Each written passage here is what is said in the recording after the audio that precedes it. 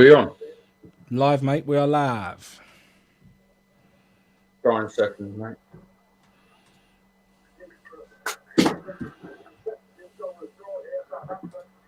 "30 seconds of normal time."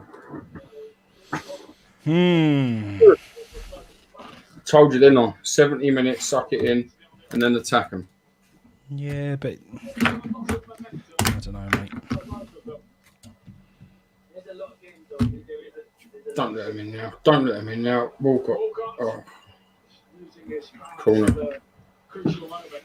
We don't want that, mate. We don't want that. If you hold on, mate, it's an amazing point, isn't it? It's a great point, yeah. I said at the start, I think we all said you take a point here all day. 100%, mate. We've only got one guy who picked the 0-0 as well, so he's the instant winner. If it I was going to stays say, the same. Who was that?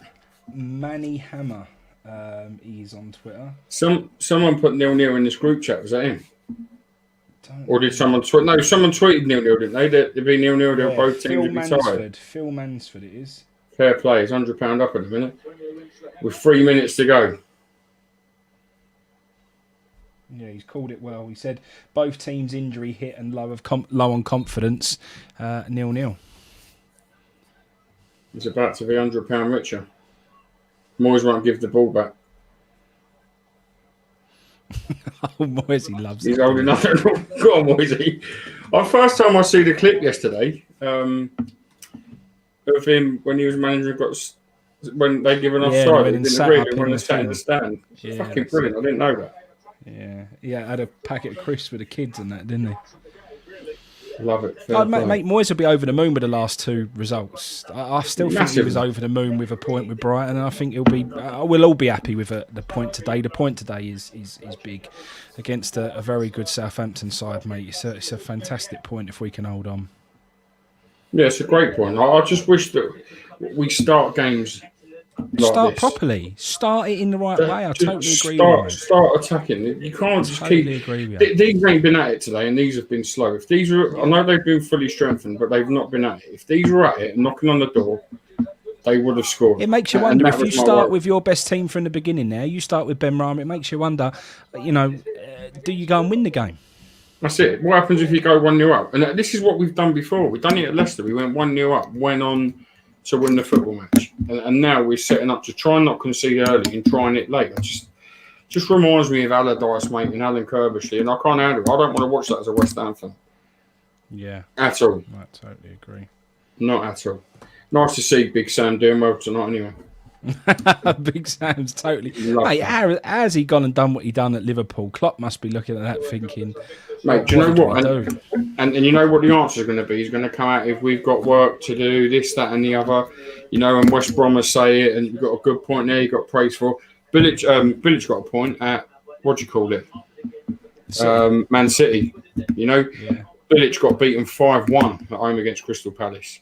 Or 5-2, wasn't it? These are getting beaten 5-0.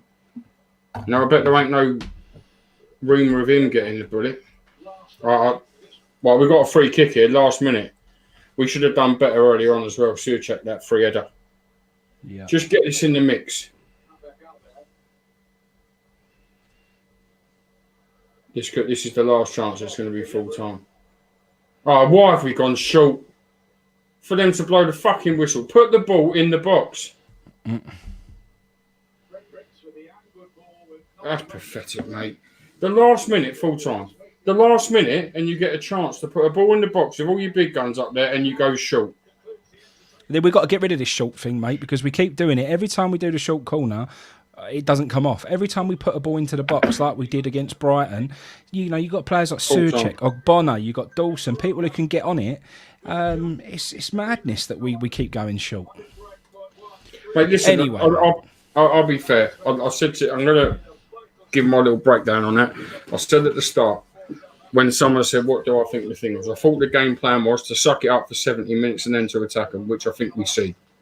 I think that was clear to see with the changes that were made then. I don't think Southampton were at it today at all. I don't think West Ham are. I think it's a pretty boring game, to be fair. I think a draw is a fair result for both sides. I don't think either side deserved to win. So I think it was a fair point. Maybe just maybe, and I'll say it, maybe he was right to set off that way and start up and not concede. They defended well. Dawson was very good on his debut, to be fair to him, which people have. I wouldn't say he was very good. I'd say he done all right, mate. He come in. When I say, in those first few minutes, mate, he looked shaky as anything. And they, if they were on side for that early goal, it could have been different. But he grew into the game, and he had a solid enough game. We can take it. Yeah, and I think when I say very good, I think he's very good at what he was up against. I don't think they was at it tonight. Yeah. Why is this light so bright? So that deserves praise. I just wish, and I said it while the game was still going, I wish we'd start games on the front foot and take it to teams, like we took it to Leicester, like we took it to Wolves. If we do that, we can win football matches. I can't handle this sitting back and hoping we don't concede and garbage like that. And that's why I've said, and I'll say it again, I don't want him, no matter what the result was tonight, if that's what it's going to be about as a West Ham fan. Sitting back and hoping you don't concede for 70 minutes and then you attack them for the last 20. It was a draw, Mr. Mace. So if we can get, what's her name on here, Mandy, she needs to get in the middle with her rack out, and I will get these out for you. Ain't an issue. These can come out. Look, I ain't even got a T-shirt on ready. I'm there, mate. So these can come out once Mandy gets in it. I'm ready. I'm a man of my word. We said if it's a draw, we'll all get on here and get our bits out. If she's playing, I'll play. If she ain't up for it, I am. Well, and mate, there's a lot of credit going around, and let's start breaking down the game now then, because the game's finished. So I think, a few people have joined us now, so we can start breaking it all down. But the big thing that I want to put out there, mate, again for me, people, while I think credit's due, Dawson had a very solid game. I think he done all right. For me, the man of the match should have gone to Aaron Cresswell, mate. I thought we had a blinding game. We put out the other night that I think Cresswell should have been in there. Everyone said he's finished as a left back. Ben Johnson should start ahead of him. He's a terrible left back. For me, solid as anything. His passing was superb. His crossing and delivery was good. He really gave us a threat down that left wing. He was up and down that line. For me, mate, Cresswell had a blinding game. And really, really good to see. How do you think he played? I thought he was very good, man. I think he was good. I think he's been good of late. That one that was finished. I think he's been very, very good of late. And I think that, I've said it before, I think it all depends on who plays in front of him. Definitely. But I think he made that whole left back in zone again tonight. Mate, Fornals tonight was back to the old Fornals. The Fornals that we wanted to see. The Fornals that does have that energy, that work rate, the guy who pops up everywhere. He started to look like he was playing passes again. Mate, absolutely the right decision to be back in the side tonight. And I thought he looked like the Fornals of old, mate. I was very, very happy with him. Yeah, mate, I've said it before.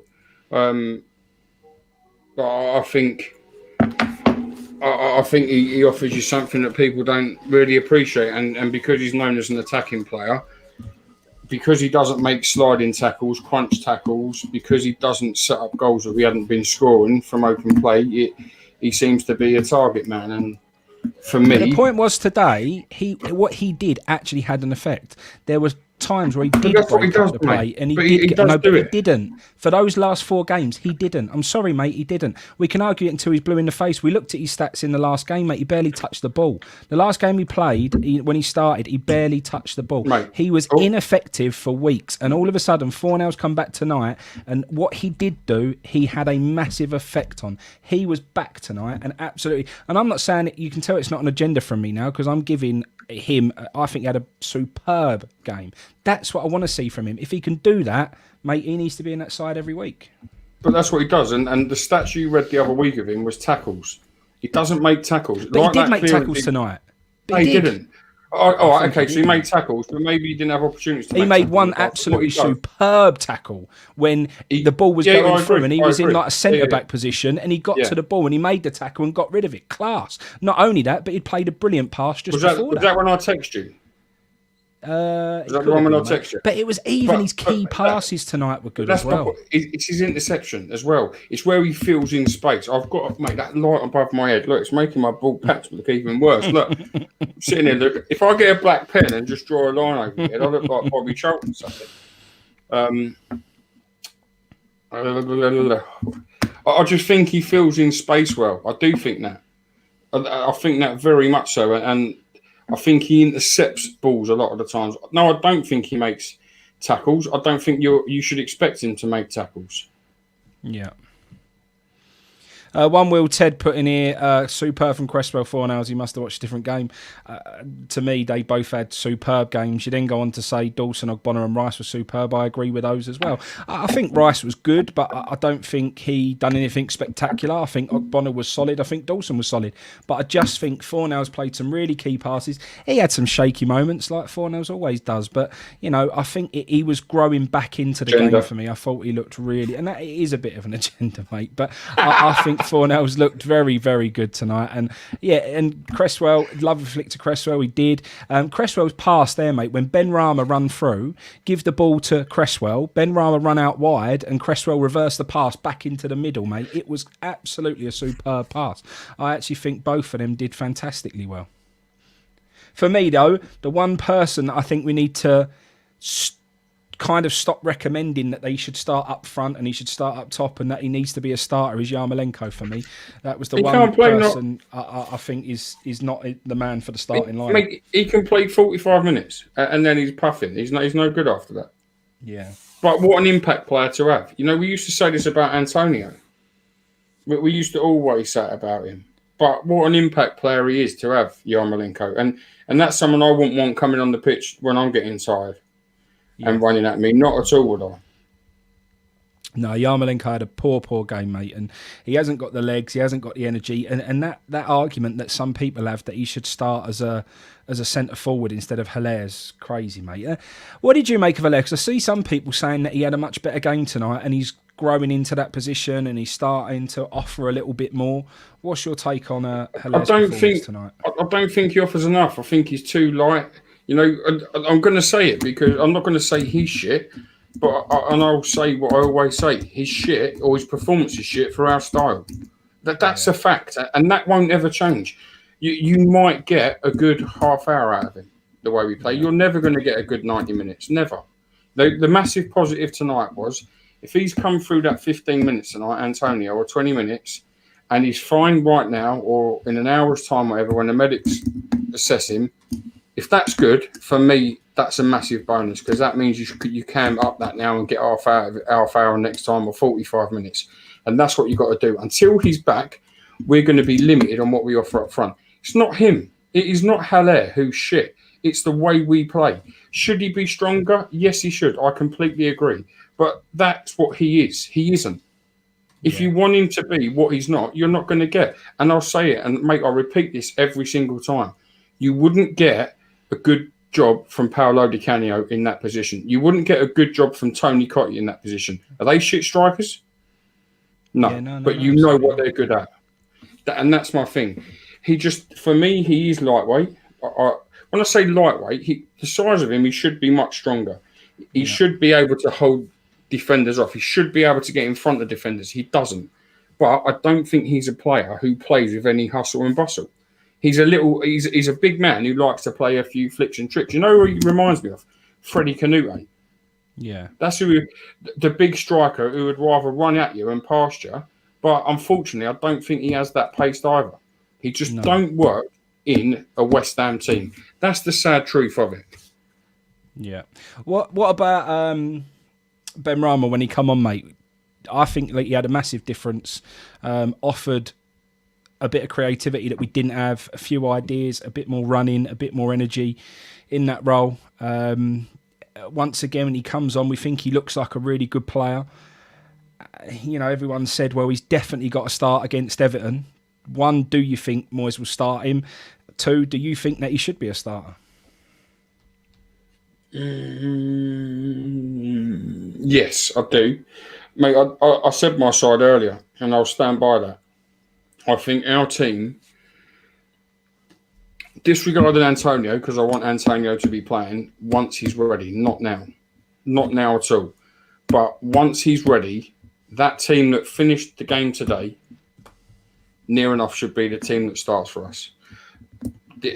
Obviously, I mean, you can't. I'm not saying drop him because of his performance tonight was good, but maybe with Balbuena instead of Dawson and Kufau instead of Fredericks. That's the only thing I'll say. I think going forward, we need to be more adventurous. We need to be more. We need to take a gamble and not be so naive and sit and hope that we don't get caught out. That's the only thing I personally think. Benrahma gets the ball. He moves the ball quickly. The way we play football, the ball's got to keep moving. As soon as you stop and slow it down, turn around, come back, we're caught out. This is what the frustration was before now, which you was all saying.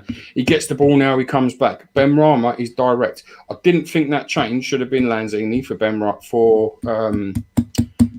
Who did Lanzini come on for? Benrahma, wasn't it?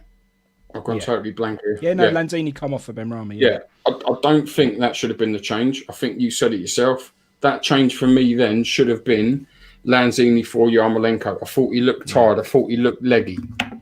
And then that little bit more pace, direct at him, to then introduce Bowen, to then introduce Antonio, I think would have given us possibly at the time Lanzini, Benrahma, Bowen and Antonio all direct at him. And I think that is when you'll cause side problems. I don't think you'll cause any side problems when you haven't got the pace going forward, personally. Yeah, no, but have we got Mandy in the chat yet? Mandy, we need to see your rack because I'm going to get mine out. We drew. It was a win, wasn't it? I thought it was just a win. I didn't think it was a draw. Yeah, if they won, then she had to. If we won, I had to. And if it was a draw, I said that we've all got it. Oh, right. Fair enough, mate. Fair enough. So get her in. Come on, Mandy. Stop being shy. So the big question is, mate, tonight, we've gone away. We've got a really good point away from home against a very good Southampton side, albeit they had some injuries and everything else. Have we done the right thing? Has David Moyes pulled out a typical David Moyes tactic of, like you said, sitting back for 70 minutes, keeping it organised, not conceding, not giving them any foothold on the game or trying to nick an early goal, which they almost did, but it was offside. And then he done the right thing going for it after the 70th minute because, mate, we had plenty of chances. We could quite easily have nicked that game. Has Moyes played that perfectly, or do you think if we start the way we played in that last 15 minutes with those personnel, do you think we go and have a bigger chance of winning that game tonight? I think we have a chance of winning the game tonight, the way Southampton played. I don't think that was perfect. It worked out for him, 100% it worked out for him. Do I think it was perfect for his game plan? Of course. Do I think, is that what I want to watch every week? No, not in the slightest. I've got no interest in that. As I said before, Sam Allardyce got booed every single week for that, for being boring negative. I'd rather watch West Ham have a go at sides. It was clear to see what he wanted to do tonight. And the only thing I'll say, he's lucky, very lucky, Southampton weren't on form. Because if Southampton had scored and gone in front and was right at it, if that goal early had stood, we wouldn't have got back into that game because he wouldn't have made them changes till at least half time. And I think Southampton would have just been on and on and on at us. And they would have tried to build on that thing. So it's worked out well for him. Do I think it's perfect? No, I don't want to watch that as a West Ham fan. That's why I'll stand by my words of, if that's what's to come under him, I don't want it. Not at all, do I? That's not for me. I don't want to watch that as a fan of West Ham every week. Not a chance. Do I think anyone would do better under this ownership? No, I don't. But you might find a manager who's a bit more adventurous. That's the only thing I can say on it. You know, he was trying to be lucky last week. And again, you know, he said it himself. The first half, his interview after Brighton was, the first half there weren't enough creativity on the pitch. That was his words. So he knew that, but what he'd done, he was waiting until half-time to make the change. We went behind just before half-time, so his plan fell out the window. His plan today was to keep them out of the game until 70th minutes. Clear to see. I said this earlier. And, okay, we did. But that was to do with good defending from us, in fairness, but also them being so off the boil. And they was. No one can say Southampton played well. Nobody. Had a lot of ball, didn't create chances. That's good defending. That is good defending. But we need to be counteracting that, and we need to be at them as well. Look how we finished the game. Every chance of winning it, finishing that game. Them people, apart from Antonio, should have been starting that football match and getting at Southampton. Because the way they played tonight, if we had scored first, we might have gone on and won that football match. Agreed. Mate, I'm over the moon with a point tonight. I really am. It is still boring to watch. I'm not too fussed because of the season that we're having so far. Do you feel like we're going to continue to play this type of football? I think everyone's giving Moyes the benefit of the doubt that, you know, we are a bit shaky sometimes still. Defensively, we can be shaky. So keeping it solid, wait until the 70th minute before we have a go, you know, some people agree is the right decision. Do you think that even if he brings people in the next transfer window and even going into next year, is this the Moyes way? Because for me, it's very similar to Sam Allardyce football, mate. It is very boring. It is quite negative. It isn't the prettiest to watch. Is that what we're going to get long term? And are you all right with that? No, it's not. I think it is what's to come. That's why I don't want it. That's why I said what I said last week. To set up against Brighton at home with 8 outfield defensive players tells me I don't want that man as manager of the football club, because you know what's to come. If you're prepared to do it then, you know what's to come. We all witnessed it firsthand what happened at Chelsea. You knew what was going to come up against Brighton when that team was announced. So for me, no, I don't want it. I don't want it at all, and I'll stand by that. I want the David Moyes that took West Ham to Leicester and got at Leicester. Well, Dougie Montana just put that. What happened to the football he played against Wolves, Leicester, and even City? That's the David Moyes I want. I know he hasn't got Antonio. I know that, but then you have to adapt, and I don't think he can. So in the long run, I don't think he's ever going to be any good, because you ain't going to have Antonio for a full season ever. We know that. We haven't had injuries to other key players apart from Masuaku, and if them two come back. And like we've said many times before, if we have an injury to Rice or Surchek, once again, we're in trouble. Because he doesn't know what else to do. So, in my opinion, and it is only my opinion, which means absolutely nothing, but I've got every right to have it, that ain't what I want to watch as a West Ham manager. I'd love to watch the West Ham that went to Leicester, as I said. I'd love to watch the West Ham that played Wolves at home. And if it means that you can only do that with Antonio and Masuaku in your side, then unfortunately, I don't want you as manager, because there's another way of doing it, but you need to be Chris has just made a really good point. If you're an attacking player, would you want to play in that system? Defend for 75 minutes. You can't express yourself for 15. That's why we can't sign attacking players. No, you wouldn't want to. You wouldn't want to. And I don't understand. I don't understand why. And again, you know, forgetting the attacking players. If you're Declan Rice, would you want to stay? If the chat is right, lads, we've got to contain this team for the first 70 minutes of every game and then hope to get on the attack for the last 15, 20 minutes of every football match. Do you want to be him? You want to be on the front foot. Do you know, and I've said this, mate, and I'll say it again. That performance at Leicester was nigh on perfection from every player. Yeah. Nigh on perfection. No side will go to Leicester. Even Man City and Liverpool won't go there and dominate as we did and win like that. No one. We caught them on a great day, and we played well to get that. And we played well for the entire match. Why have we shit ourselves now and blown up? Right, let's just go a bit cautious, lads. We're getting a bit ahead of ourselves. Or is that the reason? You know, I'll flip this now. So, you know, I don't know. Maybe David Moyes has been told by the owners of the football club, don't overachieve, because there ain't no money if you go any further.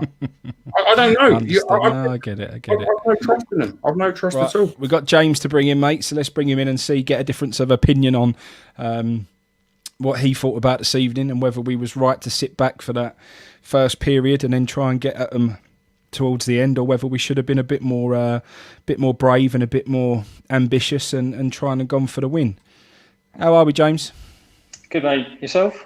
Yeah, very good, mate. Just wanted to bring you in and first start off with Kieran's point here. In the last 2 games, there were 6 points for the taking. Moyes has played for 2. I think we both think that Moyes is very happy with the last 2 performances and results. I think he was happy with the Brighton result, and I do think he'll be over the moon with tonight. While I think we're all pretty happy that we got a draw against a very good Southampton side. Yeah. Is there an argument we should have been a bit more ambitious, or do you think Moyes got it absolutely right tonight? I think respect the point away from home at Southampton. Before the game, I had it for a draw, score draw. I thought it'd be more goals in it, to be honest. I thought it'd be 1-1 or 2-2. We had a clean sheet. I think he got it right tonight. Southampton are a dangerous team at home. They win games. They've got two good strikers up top. Walcott's firing as well. So I think you've got to respect the point today. Baz and Frankie, I've heard your point around he's playing for 60, 70 minutes and then going for it. I think tonight was the right thing to do. I think if we'd have gone on the attack early in that first half, they are likely to score. And that's the way I'd see it. So I think he got it right tonight. Out of the Brighton game and the Southampton game, I'd have preferred 4 points. I think that's really what we should have targeted there, not 2. So I don't think he can be satisfied out of the 2 games with 2 points. But I think a point tonight, I think you've got to respect that going away from home, and you've got to take a clean sheet. And there was a number of positives in there as well. I mean, Dawson came in. I raised an eyebrow at his selection. I thought he was very, very good tonight. You could see he was talking to the defence, organising that defence, actually showed some leadership in there. Ogbonna obviously doing his thing as well. So I thought actually Dawson was a good positive in there. I thought Fornals had a good game tonight. I thought Fredericks came in and played well. Yarmolenko, I thought, did all right in the first half, but again, legs seemed to go beyond that second half, so I think it was right to take him off. I'd have pulled him out earlier. The only slight disappointment for me tonight, I thought Lanzini wasn't as bright as he was against Brighton. I thought he was quite quiet. That said, again, he's starting the game, whereas he's been coming on as an impact sub, so he's coming on against maybe slightly tired players. Was he tired after playing after the Brighton game? I'd give him another go. For me, Haller, he didn't do anything tonight. I thought there was a couple of times balls being put in the box. He wasn't even jumping. There's not even challenging the goalkeeper, not challenging the centre-back. And I think, for me, even if you're not playing in the right system, you've got to be putting yourself there. And that for me, showed he did. I'm not sure if he didn't care, but he just didn't seem up for the game. And again, that might be tiredness because he played 2 days ago. Stamina might not be there for him, but I thought he was very, very ineffective tonight. When you say about Lanzini, do you not think that's, and I'll make you right because he started, but do you not think that's because he started in a team that was set out to defend, which could have made it harder for him? I do. When you come on against Brighton, that was when we was going to attack.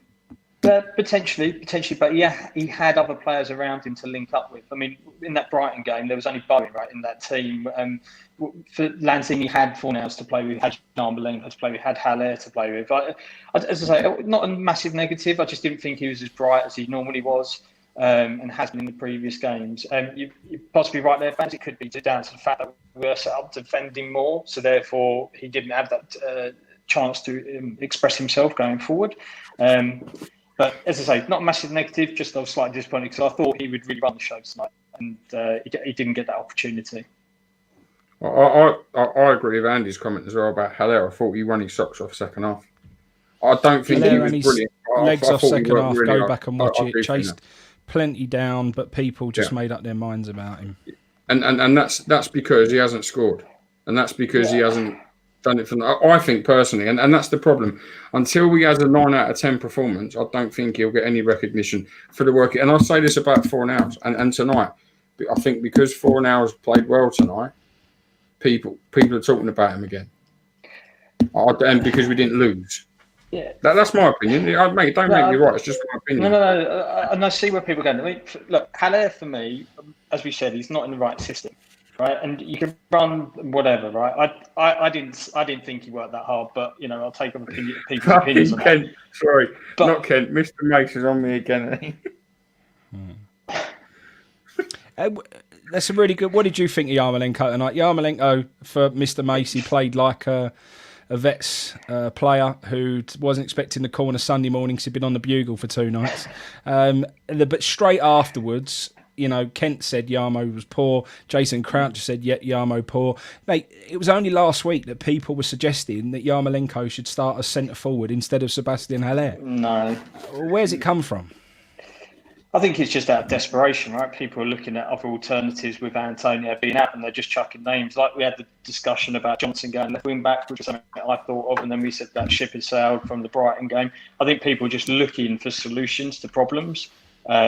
And I don't think Yarmolenko's striker. I think Yarmolenko, for me, now is just a second half impact sub. I think that's the, if you need a goal, he's somebody you could probably bring on. He can cut him off the right hand side and maybe get you something. But I wouldn't be looking for him to start. But I think it was the right thing to do, though, to rest Bowen today. Bowen has played a lot of football recently, and he hasn't looked at his best over the last few games. So I think it was right to give him a rest today. When he came on, he looked better. So I think again, but I'm not sure we needed to bring him on. I would have actually said to him, keep. I know there was an argument like we could have gone and won the game and everything else, but ultimately we haven't won the game. It's 0-0. I think Antonio coming on could have done with a run out if he's ready for that 20-minute spell with getting his legs working again. That's fine. I think Benrahma was looking bright. For me, I think that was probably enough. I don't know whether bringing on Bowen, I would have just said to him, look, get yourself ready for Everton, because Everton have had a week off now, mate, and they're going to be fresh and ready for next week. We need some fresh and ready players, and Bowen having a complete week off, I think would have done him the world of good going into that Everton game, and then I'd have unleashed him against Everton and said, right, get at them and run at them, because we're going to need you out there today. So for me, not sure it was the best thing to bring him on, but we did, and that's it, I suppose. I thought Benrahma was positive when he came on. Unlucky not to nick a goal at the end as well. I think he's got to be in for the starting for Everton for me. I don't know what else he's got to do. You can just tell when he was getting forward. If Moyes was saying he doesn't know when to pick a pass, I think he was trying to definitely prove him wrong today. He was trying to lay the ball off, if anything, a little bit too early.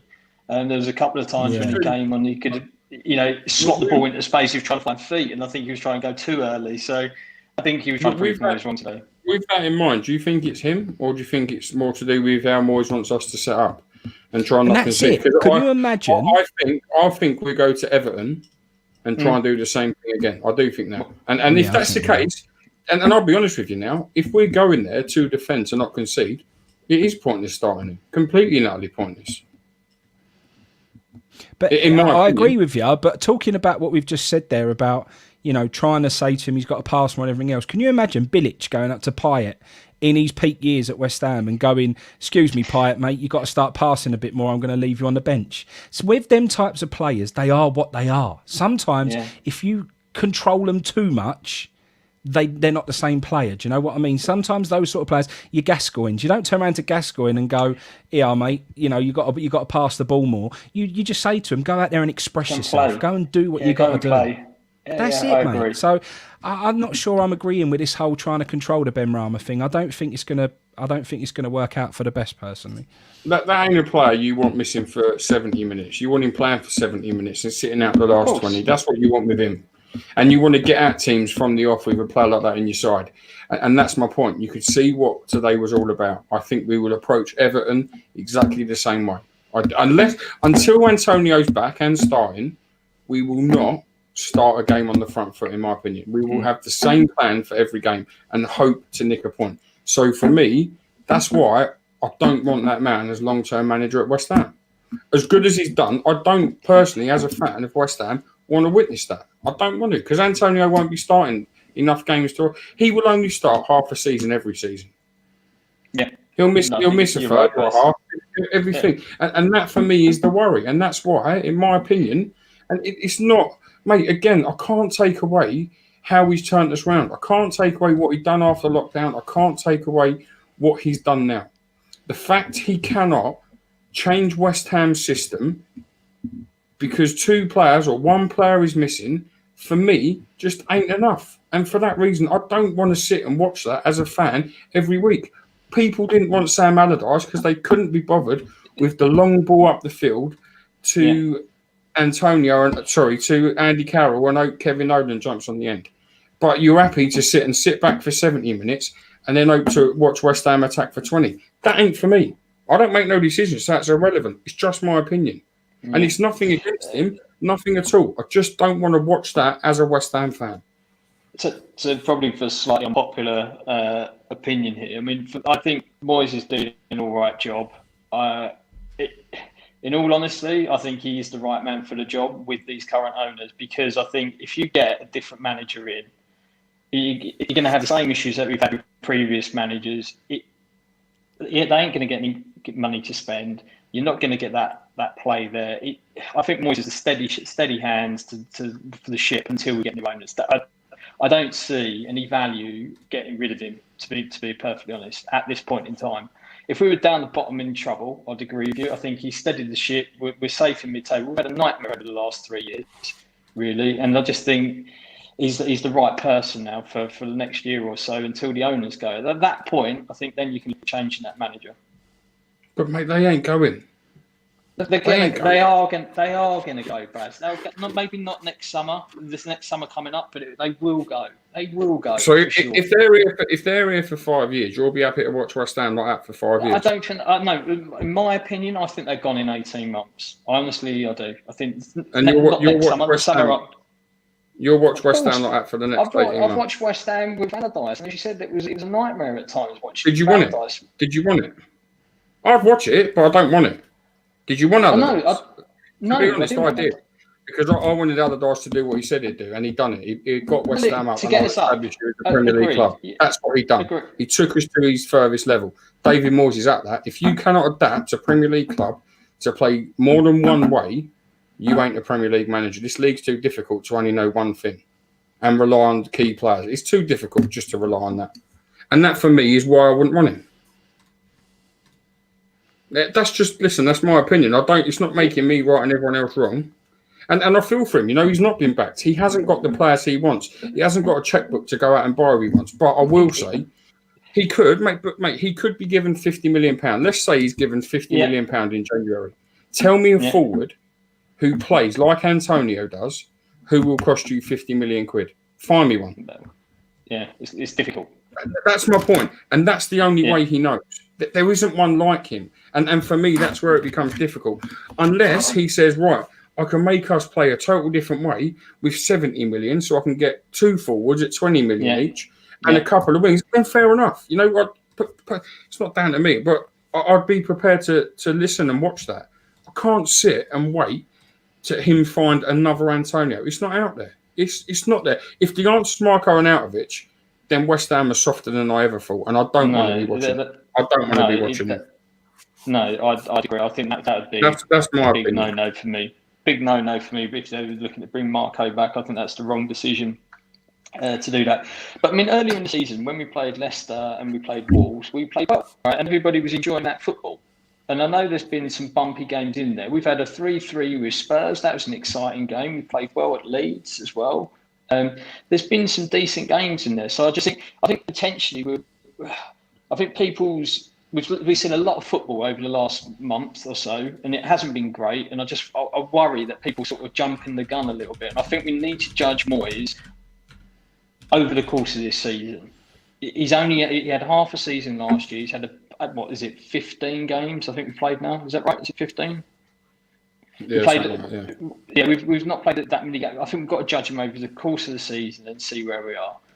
But for me, at the moment, I'm not jumping on he's the wrong person at this point in time, because I think there's been games where we played well, and I hear what you're saying, Baz. That I do another way, but And mate, hand on my heart, as I said at the start earlier on, I'll watch that West Ham way with David Moyes as manager of this football club forever. If it's the way we played at Leicester, the way we played at Spurs, went 3-0 down and come back. Even if it was the other way around, 3-0 up and come back and drew 3-0. I'd watch West Ham that way the whole time. I cannot sit and watch West Ham for 70 minutes thinking, please don't concede, and then we'll try for the last 20 attacking the team. I can't do that. And I don't know why anyone would want to. Otherwise, you should never, ever have got rid of Sam Allardyce, because you'd still be doing it right now. And we would never have had these relegation battles. You would have been safe like you will be under him come February, and you would have seen the season out. And that's how it will be. That's just my opinion. I don't expect miracles. I've never seen success at West Ham, never. And I don't expect to start watching West Ham going into the top four, watching West Ham in FA Cup finals every season. Not at all. Do you know what makes me laugh though, Baz? I just want to try and switch this up a little bit now, because it can get a little bit stale. But at the end of the day, a lot of people are now commenting that Moyes is playing the way that he is because the players that he's got available to him and the squad that he's got available to him. Yet at the beginning of the season, everyone was saying that our squad on paper is a top 10 side. Well, make your minds up. You're either a top 10 side on paper and you've got a good enough squad, or you've got a really poor squad that David Moyes has to be really defensive with just to try and get you enough results to keep you in the Premier League. What one is it? I don't know the answer, mate. That's why I'm confused. I don't think we've got enough strength in depth.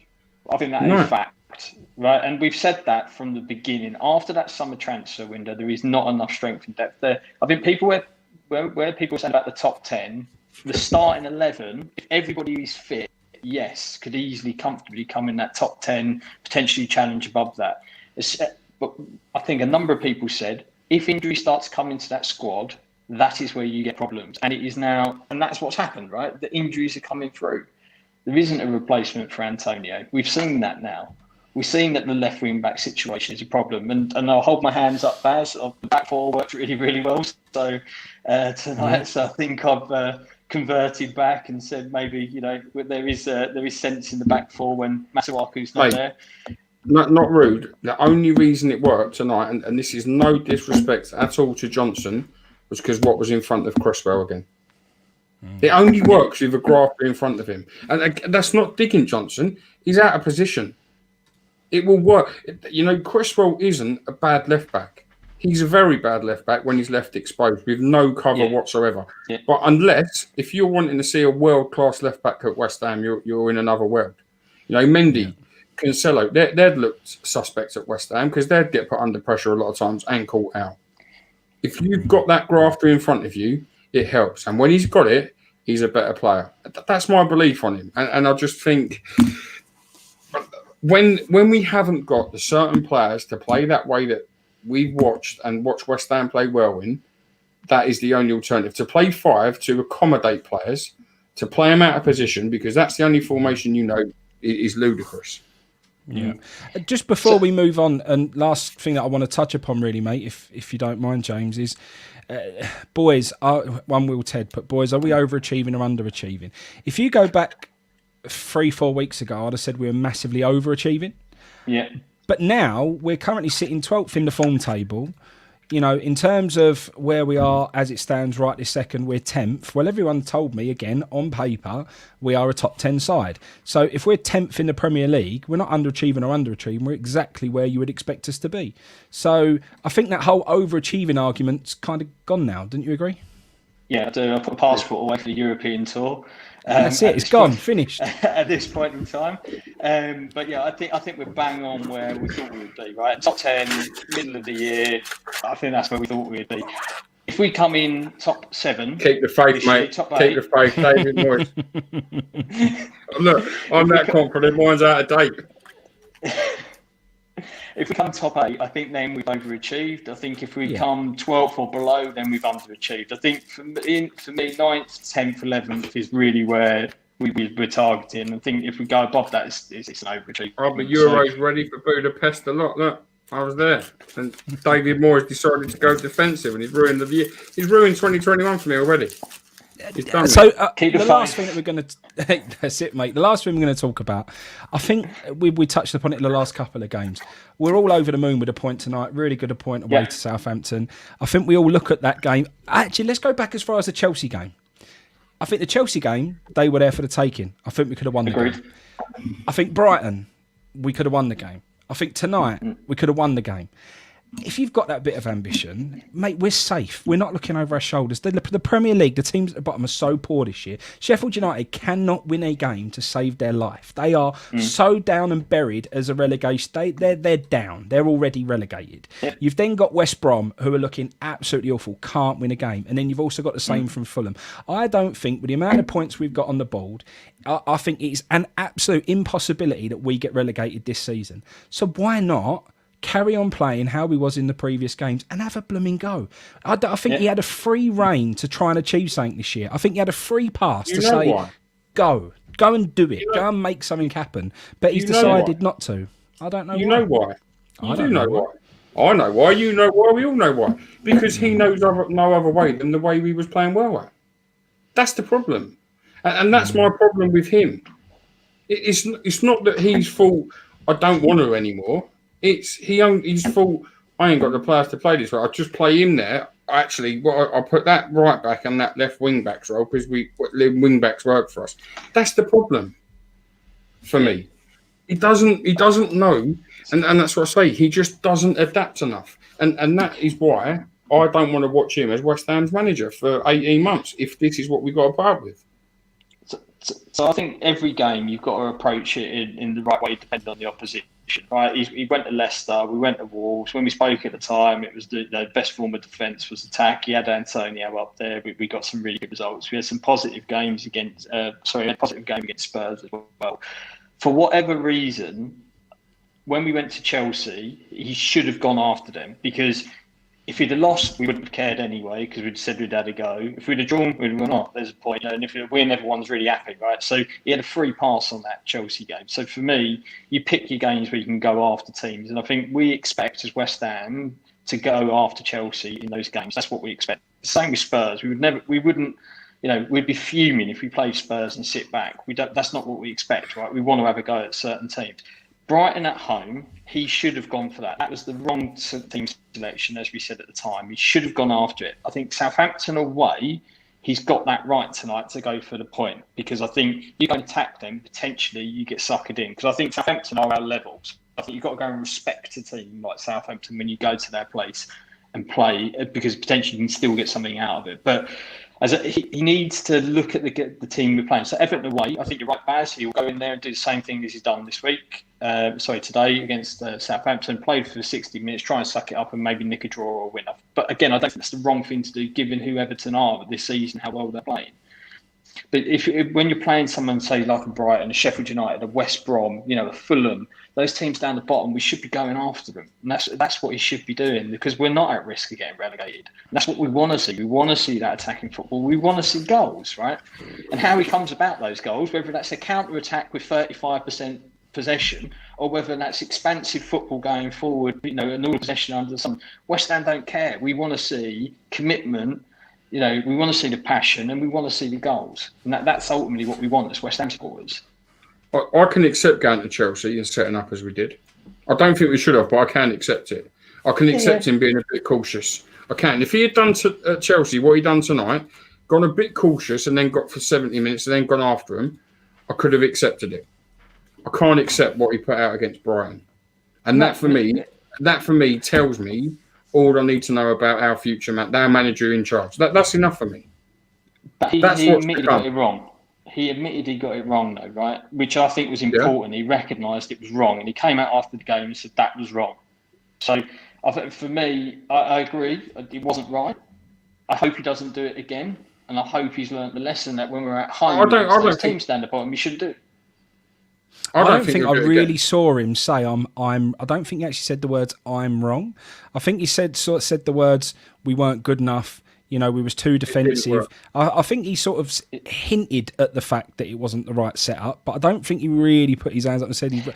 I think at some point we'll see it again. I don't think that's the last we'll see of it. I don't think we will. I don't think we will. I don't think he'll ever do that again. Personally, and I think you're right. Though. I don't think I heard him ever say I'm wrong for that or I got it wrong. I think he said it didn't work. Yeah, yeah. But when he says it didn't work, that's an easy thing to say. To put your hands up and say, I got it totally wrong tonight, it's a different manner.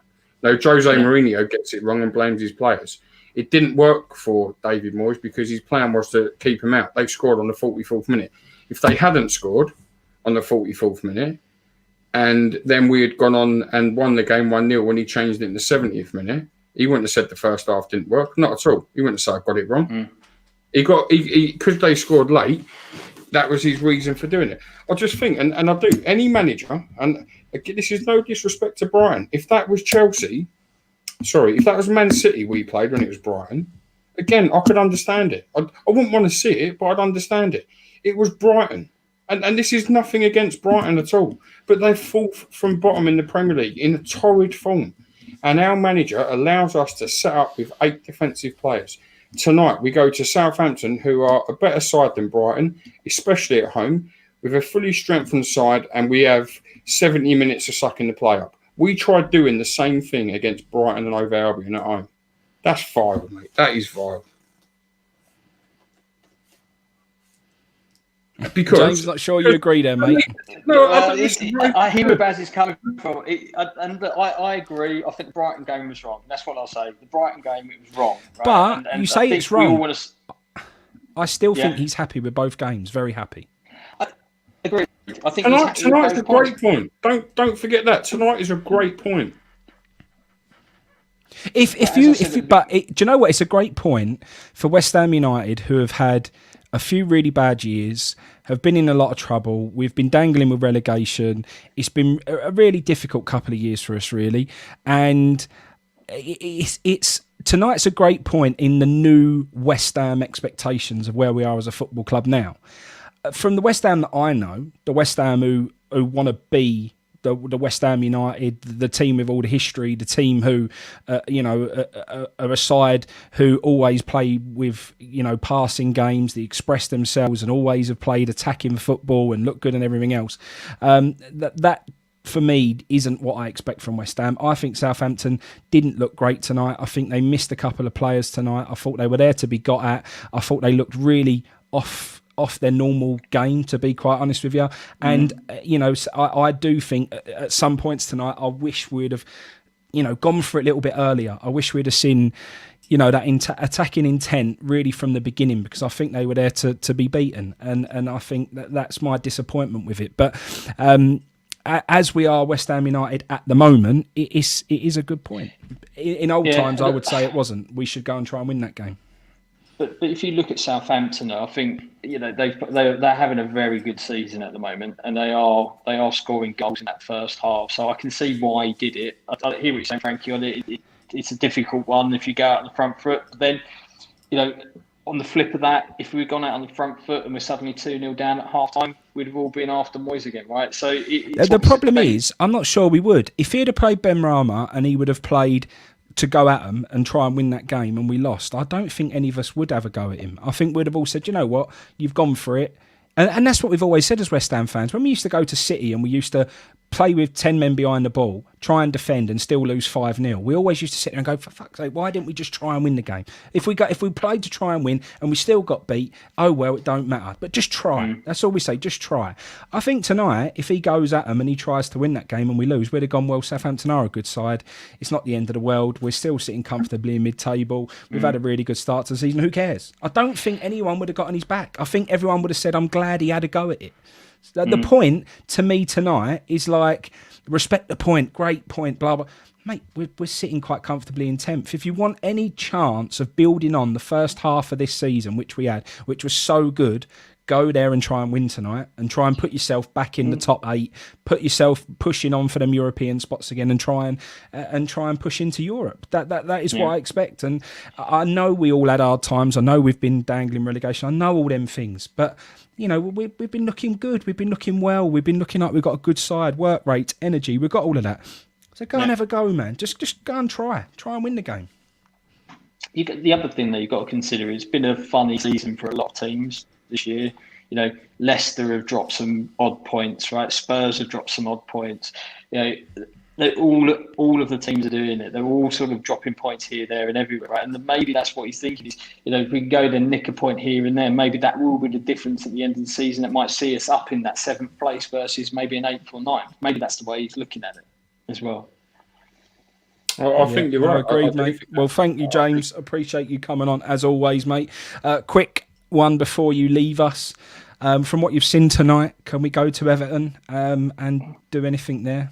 Yeah, we're going to win 3-1. There you go. I'm going to end on the right positive. There you go. Love it. Exactly.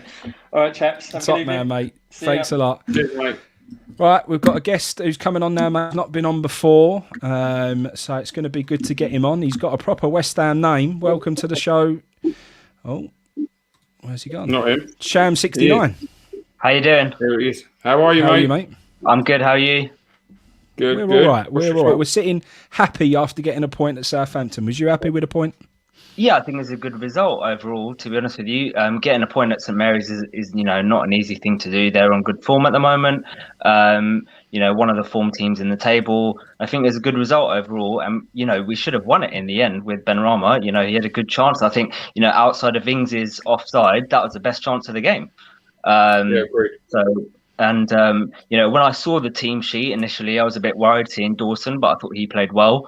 I was pleased, as much as I love Noble, I was pleased not to see him in the side. I don't know about you guys, but I felt, he's played every game he's played this season, we've lost. And I've got a little bet going with Baz at the moment that we don't win another game with Mark Noble starting in the starting 11. And at the moment, it looks like Baz is taking me out for dinner. So let me tell you, if he starts at home against Sheffield United, we're going out. You'll be paying for dinner. You better hope he starts then, son. You better hope he starts. I just don't understand why he was playing him in the last game. If he played instead of Rice or Souček, I can understand to a certain degree. You either play Snodgrass or you play Noble, but he played him in like a 10 position, where you've got the likes of Lanzini, Benrahma, Yarmolenko. All of these players can play in that position. Whose fault's that? Well, it's Moyes' fault. Not Mark Noble's. So it doesn't make Mark Noble. I just want to check. It doesn't make Mark Noble shit. It makes it David Moyes' fault for playing him in the wrong position. No, I agree. He shouldn't be playing, and I don't understand why he was playing there. Moyes made the mistake of putting him there, and I don't understand why he was playing there. So I was pleased not to see him today.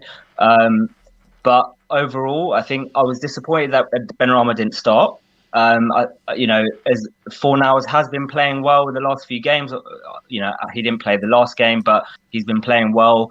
But I'd like to have seen Benrahma there on the left and Lanzini in the 10, because when he came on, you could see that spark. And then when Antonio came on, you could see he was trying to run in behind and make things happen. One thing I want to ask you, Baz, you've been a big advocate of Haller this season, or there was a few shows ago I was listening, I think it was after the Leeds game. What did you think of him tonight? Do you still think he should be playing where he is? Or? All right, before I answer your question, no Haller up front tonight. Who plays us forward? Who starts tonight? Yarmolenko, he can play up there. Really? Really? Yeah, well, you think he can't be as good as Haller? I don't think he can do any worse. No, I actually thought the pair of them looked as bad as each other tonight, if I'm quite honest. I don't think Yarmolenko can play 90 minutes of football ever. I honestly don't think that. I don't mean that rudely. Had a good game, but I would have taken anyone there instead of Haller. I really don't rate him. His first touch, he doesn't really do much. I agree with that. I don't make you wrong, but if Antonio's not fit, who would you start as forward then for West Ham? I would have started Yarmolenko. Okay, I can promise you. I promise you. Do you rate Yarmolenko? I think he's a good player. I didn't think he had a good game tonight, but I rate him as a player. When he's played, I promise you, if Yarmolenko started as centre forward for West Ham, the way we play football that we do with Antonio, you'd be sitting here telling me now he's shit, like you're telling me about Haller. Promise you. Because he couldn't do it. He couldn't chase the channels. He couldn't hold the ball up. He would not do what Antonio does. No forward at West Ham can offer that. There's no forward I know who we could buy who could do that. And that is the problem. I agree, but is he going to do worse than Haller? He probably wouldn't have done worse, but I don't think he'd have done any better. I don't think he'd have done any better. The difference he wouldn't have anything about him, and he'd only play for 45 minutes and be blowing out his arse and wouldn't chase a thing. I thought Haller chased a lot second half tonight. Yarmolenko wouldn't have done that for 70 minutes. Not a chance. He would have done it for the first 10, and that's not disrespect to him. I personally, I've said this before, this is nothing against Yarmolenko. I like him. That man is an impact substitute. He does not start football matches because he can't finish them. What about Bowen? Bowen's played up front for Hull before. Bowen isn't a bad shout. It's the same thing. The way we play, why does Bowen get dragged every single week in the 80th minute? Because he's knackered. Every single week. And that forward who plays the way that David Moyes wants to play has to graft for 90 minutes. That's the problem. Basically, you're telling Bowen, who's not that tall, to stand in front of two massive Premier League centre halves and compete for the ball, win the ball, hold it up, be a nuisance. Bowen isn't that. Bowen has played as a centre forward and makes really good runs. If you've got a number 10 in behind who's good at slipping the ball in and you're getting the sort of inside forwards close to him to pull some of the defenders out of position, Bowen could play that role. But the way we play at the moment, I think Bowen Bowen would be so isolated if you played him up top on his own. I don't think you'd see him touch the ball, to be quite honest with you. But and same with Ben Rama. What you could do is like Mitchell has just put on here, play 2 up front, play Bowen and Ben Rama. Yes, and you have to change the system. You'd have to change, and you wouldn't rely on your fullbacks with long balls and the centre forward chasing the channels. Why don't we? Because our manager doesn't know how to play more than one way. That's the problem. So my opinion on Haller will be the same every single week. He is not shit, but he is shit for the style we play football. And he won't ever. Mate, he could be here for the next 18 months doing what he's doing now, and you won't see an improvement. It's not him shit. He doesn't fit our style of play. Berbatov was fucking brilliant. Would not fit our style of play. Paolo Di Canio was superb. Would not suit our style of play. Tony Cottee, brilliant. Would not suit our style of play. What you have to do... Frankie McAvenny alongside him. You wouldn't do it. You have to adapt. You have to. So what... And I think you're quite right. The way we play, and people question what is Haller's strengths. If he has no strengths, then he shouldn't even be in the team. And what you should do, you should then change your system completely. Maybe if you like the wing backs, play a 3-5-2 and play 2 centre forwards. Our manager ain't that adventurous, mate. You can't be shit to score. You can't be shit to score 20 goals in a season in a top 5 league in Europe. Forget that. Don't just do that. He's also our leading top goal scorer this season, isn't he? Yeah, he is. Shit, isn't he? Proper shit.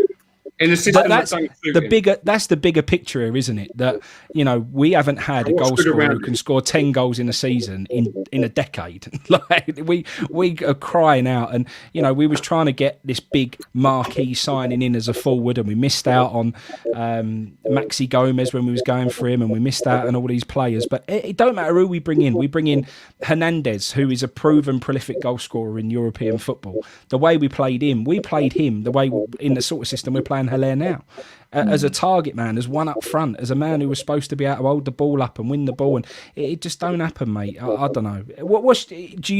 So you saying you don't rate Haller, period, or? Yeah, I've not seen anything from Haller other than the odd touch of brilliance, like the Leeds goal. Was it the Leeds goal where he did the overhead? Palace. No, not Leeds. Palace. Where he did the overhead kick. Yeah, you've done the overhead kick at Leeds. You remembered that, but you ain't seen nothing from the Palace goal. No, you've seen odd. That's what I'm saying. You've seen odd glimpses of genius from him, but you know, anyone can do that on their day. You know, I just don't think we've seen anything consistent from him. And you know, when we were back last year, where and he was, I remember shouting at him when he's not running down to, you know, he's just being lazy. And that's lazy. I just always thought him as a lazy player. Do you know the thing? When you've got a lazy forward, is why you don't play with just one. Correct. Yeah, that's the problem. And listen, what you're saying is totally right. I agree with you. He does look lazy. He looks like he don't care. He doesn't chase enough down. He doesn't break sweat running after balls. I completely agree with you. That's not his game. If it's not his game, don't play him. Adapt. Play a different system with the other players you've got. Jared Bowen, when we signed him, we was told he's not only a left winger or on the winger, he's also a centre forward. We've been told the same with Ben Rama. Why on earth are you not playing them two up front together then? If Haller's not working, like the manager admitted in an interview, what game was that when he said he needs to look for another forward in January? Because there you go. Or whenever he said, I can't remember. It's either Palace or I think it's no, it might have been Leeds, wasn't it? No, what was the game with Chelsea? Was it Chelsea? One of the games you make the thing. If that's the case, stop doing it.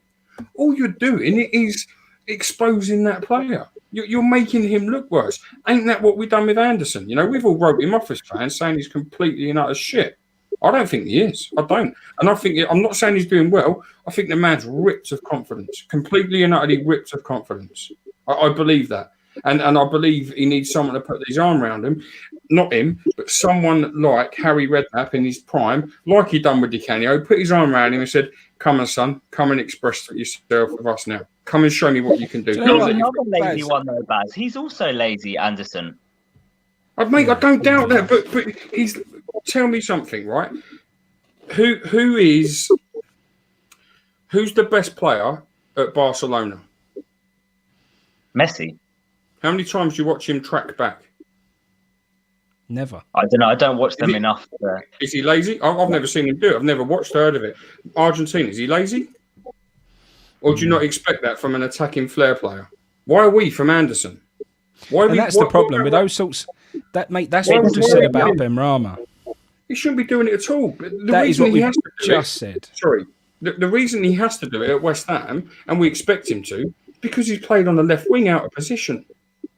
You wouldn't expect that if he was in the middle as the number 10, like we wouldn't expect that from Benrahma if he played number 10. Why are we expecting it of Anderson? I know why. Because the manager's playing him out of position and exposing him, which also exposed our left back, Aaron Cresswell, who we all sat him and said he's finished, never been the same player again. It's no good him. I'm sorry, I watched him and I thought he was fucking brilliant. And he had a grafter in front of him. I thought he was brilliant. But this is the player that's finished and should never wear a West Ham shirt again. Never been the same since his injury. I'll give you that for the first season. He did look scared. That man ain't finished. That man's still a great left back. Basic Benny, I'm using Messi as an example for being the flair player. I knew that was going to be his first answer. If I picked a Man City player, you could have picked any. If I said to you about Liverpool and you said it was Mo Salah, I don't watch Mo Salah track back making tackles. Every player who has a flair player, you don't expect that from. No, but as West Ham fans, we can accept if you have a shit game, but we can't accept if we can't accept people on work rate, right? So Anderson, I don't think he has the work rate. Haller, I don't think he has the work rate. The point is, I think we're trying to make. The point we're trying to make is Haller is never, ever, ever going to run his bollocks off in a game because it's just not what he does. You can go at him till you're blue in the face. He will never, ever be that player. But then do you want that type of player at West Ham? Because I don't. So that's the problem. See what you've just said there. Someone like Haller in a team in the Bundesliga that he was in Frankfurt, he had two very good strikers around him that fed him the ball constantly, which meant he got goals. You can get away with having lazy players when you're a top side. We just mentioned Messi. Barcelona get away with it because behind him, you've got world-class midfielders, world-class defenders. You don't need them to track back because they're good enough at their job that they can handle it. Same with top flair players. You can say to them, don't track. We don't need you to track. Just go forward. That's what we want you to do. We want you to express yourself. Don't come past the halfway line. Stay up there. Attack. Do what you need to do. They can get away with it. West Ham, we can't. Everyone has to work. That's why our form's turned around a little bit of late because we've got rid of players like Anderson and we've got players who are willing to run. And our form isn't based on that we're playing brilliant football anymore. Our form has changed around or based on work rate and everyone's pulling together and running for each other. We can't carry players like Anderson. We haven't got the luxury of saying to Anderson, go on, mate, go and do whatever you want to do. Have a free roam. And, we don't need you to track back to help the team out because we've got world-class centre, CDMs behind you that are going to pick up all the pieces and they're going to be comfortable anyway. So that's the point we're trying to make. And we are suffering because we can't carry a player like Haller the way we play football. We just can't. And I'll make you right. But the argument still isn't. But no, the person who is right, Baz, is words and pictures. He summed it up beautifully. This one first. So we all knew what type of football Moyes plays. That's why people... Sorry. Has someone got a telly on or something in the background? It's really loud. No, mine's not. Okay, sorry. We all know what type of football Moyes plays. That's why people didn't really want him. We all know what type of football Haller needs to play. The fault isn't Moyes or Haller. The fault is Sullivan. Putting them together, it reveals Sullivan has little to no understanding about football. That couldn't be more on the money. Yeah, I agree. That is spot on. Don't put the two together. That's my point. And when a manager continue... I heard him say tonight, Southampton, about Antonio, he's made one start in 9 games. Yeah. The other eight, that manager, all of us fans have seen it ain't worked. That manager's stuck with it. Why? Because he doesn't know anything else. That's not Sebastian Haller's fault. What system was he playing when he was at Everton then? Was he playing one up front as well? I know it's Yonks about it. I don't really, mate. I'll be honest with you. I think football's different now. I can't remember if I'm honest. Yeah, I think he had Yakubu then. He had Cahill then. So if I'm honest with you, someone has got an open mic because I'm getting the bad feedback. I don't know what's happened there. To be fair, at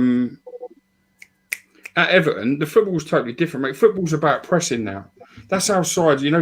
Even Pep Star's been caught out now.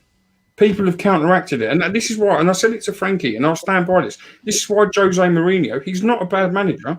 He won't compete at the very top to win the major trophies again. He's too stubborn. You have to adapt to the league. Unless you've got the very best players to keep filling them positions, you have to adapt and you have to change your system, your style, your approach to games. We don't. Even when we was playing well, we attacked and approached every single game the same. That was my worry, and that was all of our worries, because we knew as soon as one injury come, you're in trouble because your whole system's gone. If we was watching West Ham at the start of the season, playing as he was, getting the results he was, changing the formation, and 1 week it was Antonio and Haller up front, and then you thought, that's all right, if one of them comes out, we put Bowen up front with him, and they'll work together as two. We wouldn't be having this conversation. We've watched the same thing every single week all season.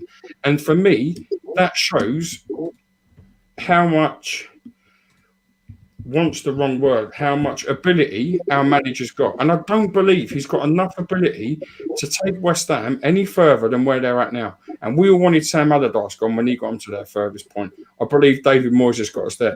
I wouldn't want to see David Moyes with a checkbook of 100 million quid if that's what our owners had to give him. I wouldn't want to see it, because I wouldn't trust, after setting up with 8 defensive players against Brighton, I would not trust what he signs. It wouldn't be for me. What if you get replacements in? I know you've said, if you get 50 million, who are you going to get instead of Antonio? And, I can't think of anyone myself either. But if we did get a replacement for Antonio and we did get another left wing back for Masuaku, do you not think that we can carry on playing the way that we were in case they get injured?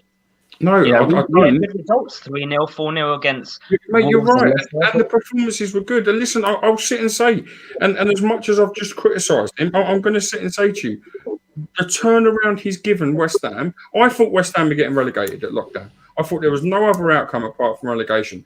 The man who proved me wrong was David Moyes, because he got us playing and got us results. And I credit him for that. I didn't think he could make Antonio be the striker that Antonio's turned out to be. I was wrong. David Moyes was right. I'm never going to deny that. At the start of this season, David Moyes proved to me why I thought he should be the manager of West Ham. He'd done enough, in my opinion, to get a new contract. I've witnessed the last I've just told you, I've witnessed for the last 9 weeks, knowing Antonio started one of them games, the system not working for at least the last 5 weeks, witnessed the same thing week in, week out. The same week, we have the same chat. Even Haller, when he scored against Palace, the criticisms were there. Not good enough, don't do enough. Why are we talking about it every week, but the manager not doing nothing? Because I know if you went to work and you kept doing your job badly, you'd soon be changed. Do you think we should change Moyes then? Because I'm sure, and correct me if I'm wrong, didn't you say a few weeks ago we should give him a new contract? Yeah, mate, I've said it. I said it yesterday. I said it. No, not yesterday. What was the last game?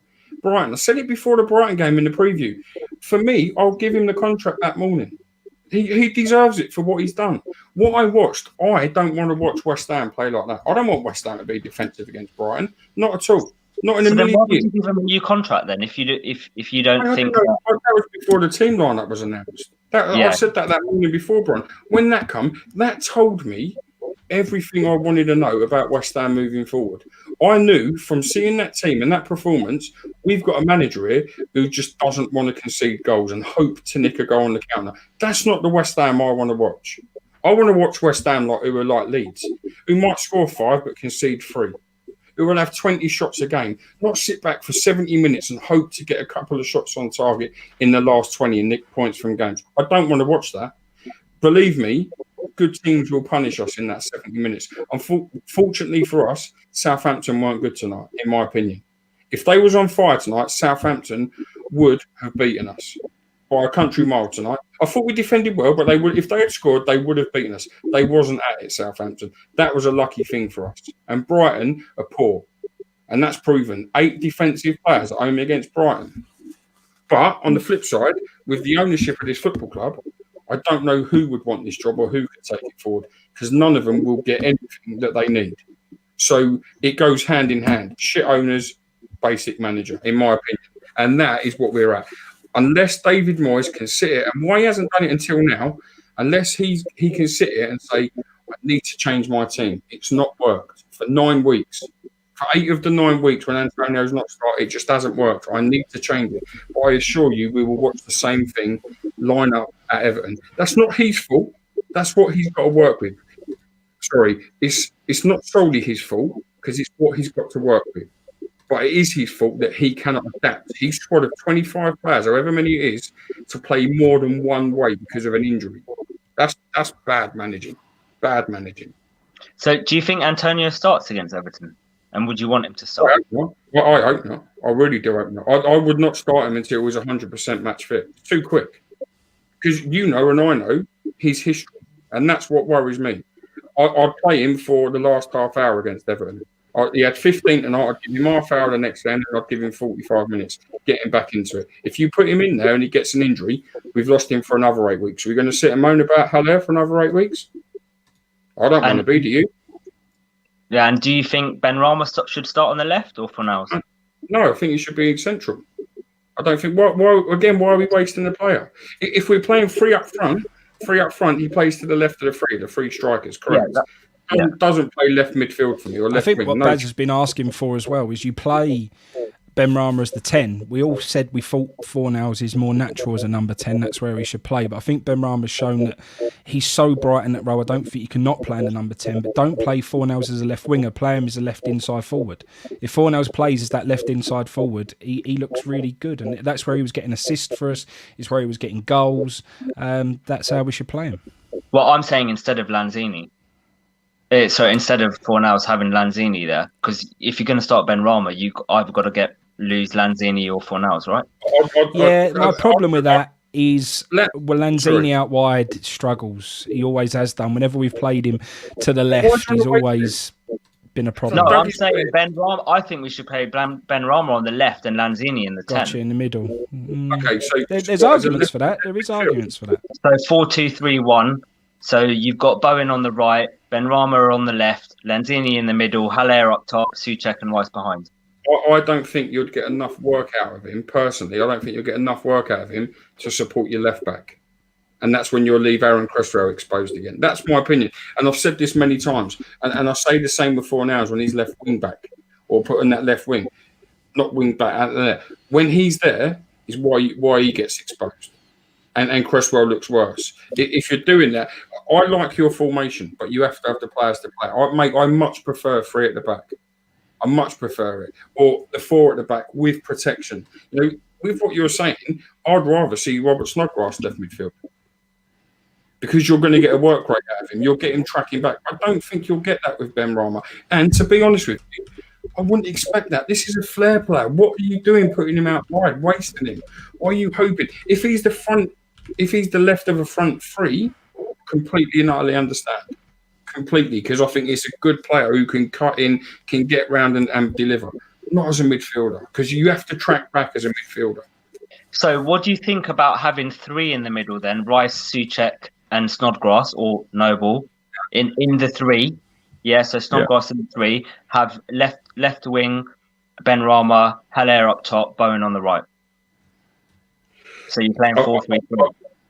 I wouldn't, because without being rude, if you had that 3, you'd have to play Noble central. Because he wouldn't have the legs to fill in for your fullbacks. He'd have to play central. Behind, he'd have to play like the sweeper of the 3. You couldn't play him at the front of it. That's been proven. He'd have to play the sweeper of the 3, and he hasn't got enough legs for me. The 2 midfielders, Rice and Souček, is plenty. There's enough energy and engine between them. The problem is you can't have wingers if you're just playing the 2. That's the problem, right? You can't have 3 up. No, you can't. You can, because you could play the formation. So again, when you say how, this is the manager's problem. You could play a 3-5-2. But what you do is you 5 in midfield. You can't play 2 up front. That's the problem. We can't play 2 up front. Of course you can. You can, but we can't. We can't because of our manager. Because of our manager. No, I agree. And this is my point, mate. It's not a dig at him. I think he's done fantastic. The job he's done. But personally, I do not want to be watching West Ham playing with 1 forward every single week for the next 18 months. And hope, especially if there's no Antonio, because there's no one who can take his place. Nobody. That's the shame. Kent put on here earlier, maybe Adama Traore at Wolves. Maybe he could. But I've got to be honest, I don't think he'd give you what Antonio gives you. He'd give you work rate. He wouldn't win the balls in the air like Antonio does. He doesn't give enough for Wolves now. He's better for Wolves as a winger. I don't think he could do it personally. I just think the problem, our biggest problem, and we had this chat before, every manager is stubborn. And I can understand that.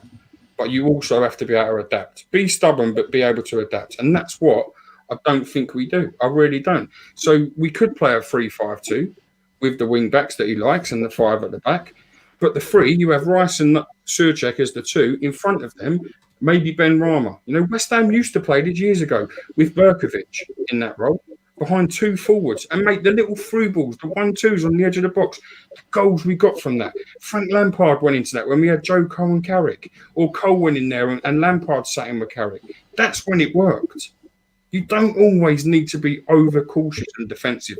And for me, old managers, this isn't rude, old school managers, it's what they do. David Moyes, Roy Hodgson, Sam Allardyce, Alan Pardew, Tony Pulis. They're all the same because that's the game they know and they grew up following. And that's what it worked for them years ago. Premier League football, unfortunately for them, isn't what it was. It isn't the same now. It's completely and utterly different. It's a game of pressing.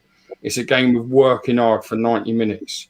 Like on your toes for 90 minutes, not just sitting back and then putting it back up long and waiting for it to come back and putting it back. Open to it, your big man who can knock it down and someone get onto a flick. It's not like that now. Harry Redknapp, the big man, little man, Crouch and Defoe. I don't think you'd get much out of that in Premier League football now. Nowadays, I don't think you would. Just my opinion. But when Kent's just put it, mate, Berkovic, and we had it with Yossi Benayoun as well, the 2 of them. When you have that clever footballer, which I think Ben Rama would be, who you could play there, or Lanzini, in that number 10 role, together, you could have 2 top players. That gives you options. And I just think we're so stout. And I blame the manager for that because I don't think he knows anything than what he knows. And mate, listen, I don't want to be putting all your things down saying, look, I'm right, you're wrong. It's not a case of that. It's just my opinion. And mate, nobody, and I mean nobody more than me, hopes I'm wrong and prove wrong. And I hope we go on to have a season where we finish 5th or 6th. I've said it before. I hope Dawson turns out to be the best centre back I've ever seen at West Ham. I hope Kufau turns out to be the best ever right back, wing back, whatever you want at West Ham. I don't wish any bad on the club at all. The only thing I wish bad on is the owners, so they go. That's the only thing. But my opinion is I don't think what we're doing works without personnel. And when they're missing, we don't know a different way. I don't know what my short memory is, Kevin. Remind me. The problem is, Baz, is that I don't understand, what we can do instead. So, a few weeks ago, you were saying in terms of give Moyes a contract. Now you think, because obviously the formation, in terms of that, you've fixed that. You think he can't play a certain way, and I agree with you. So what do you do? Do you give him till the end of the season and just change the manager? Is that what you think we should do? I would. I would. I honestly would. But who do you bring in? Okay, I don't know the answer. There's loads. I don't know the answer because I don't know who would want to work for that ownership. But I'll tell you what I'd rather, and I'll be honest, I'll tell you what I'd rather. My hand on my heart, I'm going to say this. We've said his name before. I'd rather see Joe Cole than David Moyes. Listen, I'm not telling you I want David Moyes to be sacked. I'm not saying that. What I'm saying is I don't want to watch that football for the next 18 months if we've got injuries. What about Di Canio? No, I'd love him, but it'll never happen. It'll never, ever happen. I do want Di Canio. Don't get me wrong. I don't want Di Canio under this ownership because it would never work. Never in a million. And Di Canio wouldn't take it for that reason. But I'll go back to it. If someone like Joe Cole played the way we play with Antonio, if you lost Antonio, he'd find a way to play another way. Like if it was Haller, and for 2 or 3 games you watched it, he'd think, that ain't worked. I need to change again. Let's try Ben Rama and Bowen up front. All of a sudden, we've got a bit of threat about us. John Cole hasn't managed any clubs yet, has he? I don't know. No, mate, I'm giving him as an example. All I'm saying is he's a modern-day person who would have to change it, and he'd go with adaptation. Mate, I don't want David Moyes to walk out this ground tonight and be sacked. I'm not saying that. But as a fan, I don't want to watch West Ham. What's his contract till the end of this year? Yeah. This year? Yeah. So let's say 6 months. I don't want to watch another 18 months, if he got another year's extension, of watching West Ham the way we're playing. Because I know, whoever's left in this conversation and chat listening knows Antonio will get another injury sooner rather than later. And we're going to be back in the same position. And that, for me, is the worry. I'd rather Scott Parker. There's one Scott People Parker. screamed to get Big Sam out of this football club, and it's because it's so early on and because we were so desperate for stability that we're all accepting it right now. I've just kind of been through it already. I've seen it so many times, and it's going to be... but it's hard because I'm going to say it's going to be just mid-table all the time, just about safety. It's never going to be about having any ambition, and that almost makes it pointless to be a football supporter. I'd much rather see us gamble, have risk and try and achieve something. But I think the point is we've got no ambition from the top all the way down. So whether it's David Moyes, whether it's Pep Guardiola, whether it don't matter who it would be, you've still got no chance of going on and having any achievement at this football club anyway. So, but they tried. Golden Sullivan, they tried with Pellegrini. They didn't try. That man was semi-retired in China at the end of his footballing career. Actually, had never won. Do you know what Pellegrini's biggest achievement in football was? Losing the title to Leicester. That was his biggest achievement in football. He managed to lose a title to Leicester City. That's what he managed to do. That's what Pellegrini achieved. He never done nothing in football. He was useless. He was completely the wrong man to roll the dice with and try and have a go at becoming a successful football club. He was totally at the end of his career. If you want to give someone that sort of backing and really look to push on, you've either got to get someone who's still at the prime, or you've got to get someone who's got new ideas, like a Jurgen Klopp. That's the sort of man that you need to do that with. And we was never going to attract someone like that. So, without going into a different topic here, right? One thing that I do want to say, and I am GSB out like you guys, right? But one thing that I do want to say is, as much as we can slate them, and they have, whilst they've made the wrong decisions, in some things they have put their money where their mouth is. So they have signed Haller, 45 million. Okay, it was a wrong signing, the wrong thing to do. They did spend a lot of money on Pellegrini, loads on it. I think he was one of the most highest paying managers at the time. Wrong decision. But so it's not like they're not trying in terms of from a money point of view. What is it that you think then in terms, they're trying to put the money there, but they just don't have the sense. Is that what you think it is? I think it's all a bit of a myth, to be quite honest with you. I think if you look at actual spend, net spend, and you look at what we was promised when we left Upton Park and when we had all of those sort of, we were going to be able to have this amount more money and attract this and attract that. It's never materialised, mate. They've done the odd marquee signing like they did with... I'm not even sure. Has Haller actually been paid for yet? Is he all job done now? Because it weren't so long ago we were saying that he hadn't even been paid for. I'm not sure. I'll be honest. I sort of agree with you. And I said when they got Pellegrini and spent the money, they're showing ambition. I did believe that. And this is why, if I'm honest with you, I think why we're watching David Moyes as manager of West Ham now, because they've had their fingers burnt and they won't risk it again. That's the ambition they've got. They won't risk losing and wasting that kind of money again. That's why we'll see homegrown players leave first. So it's all free money. So when they spend money, that's money that they've got for free anyway. That's my belief. That's why money has to be recouped from West Ham. So I do believe, if I'm completely honest, they did try. I agree with Frankie. I think they tried with the wrong person. At the time, I thought he was the right person. I did think that. I don't want an old school manager like that at West Ham. Even I would have Ancelotti. I would for 100%. I would have, but I don't know who else I'd want like that. I would want someone new, someone who's played the game quite recently and understands the change in the game now to what it was. That's what I'd personally like to see at West Ham, and I think then you'll get a bit. I think that's why Fulham have a go. I think Fulham do play good football, disregarding where they are in the Premier League. I think Leeds with Bielsa play good football. I know he's an old school manager, but I think he has adapted. He's changed. You got to watch what he does. Everything's proper. I don't think they'll have their fingers burnt twice, and that's why I think you see David Moyes as West Ham manager. And I think that's why David Moyes got the job back at West Ham more than the reason why he was sacked. Would you cheaper. rather take the risk, though, on that type of manager who could get you relegated? And then we're back in the Championship trying to fight to go back up. I would. You're gonna hate this, and so will everybody else in the chat. I don't think any of us who are GSB out will see Gold, Sullivan, and Brady leave West Ham until that club's affected financially. That club will not be affected financially all the while it's in the Premier League. As much as I don't wish bad on West Ham, I wish relegation on them three. I don't wish that for West Ham United Football Club, not at all. It wouldn't bother me being in the Championship and watching West Ham going all these games. You know, I'd probably quite prefer the football without all this VAR rubbish.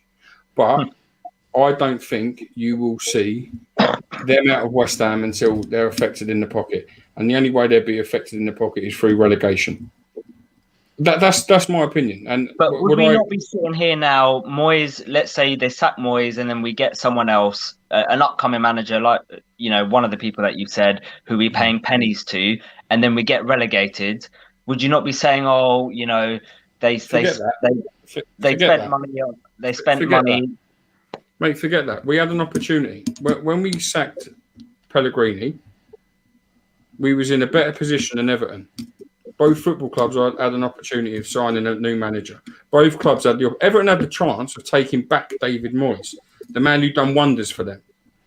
Weren't interested. We had a chance of getting Ancelotti at the right price. We weren't interested. That's ambition. That's what that boils down to, ambition. They don't have it. Everyone thought Everton would scream to get David Moyes back, and they wouldn't have none of it. It was a cheap option. And listen, again, I'm not going to just sit here and slag David Moyes off. It's not his fault football has changed. It's not his fault the game's totally different now. It's the way of the world. As footballers, as I said, it's not making Paolo Di Canio a shit footballer because he wouldn't suit the way West Ham play now. It doesn't make Tony Cottee a shit footballer because the way we play now. Didier Drogba would have been perfect for the way West Ham play now. He would have been absolutely perfect, but Andy Cole wouldn't. Dwight York wouldn't. Teddy Sheringham wouldn't. And Teddy Sheringham was brilliant. Brilliant for us. But there's players for positions. And when you haven't got them, a good manager adapts and a good manager changes his way rather than keeps exposing week in, week out that player and just drags and sucks every ounce of confidence out of him.